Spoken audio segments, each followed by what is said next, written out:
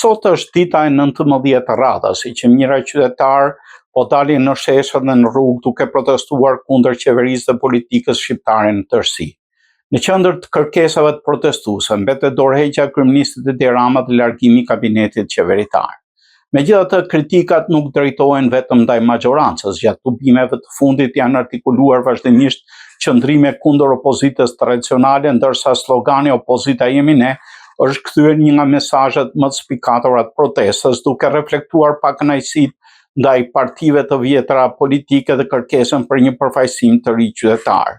Organizatorët janë bërë të ditur se protesta do të nisë në orën 19, një orë e përshtatur për shkak të temperaturave të larta që kanë përfshirë vendin gjatë ditëve të fundit. Edhe protesta e një dite më parë u shoqërua me pjesëmarrje të konsiderueshme ku mijëra qytetarë mbushën sheshin përpara kryeministrisë dhe marshuan në rrugët kryesore të kryeqytetit duke vijuar kështu serinë e tubimeve kundër qeverisë dhe establishmentit politik.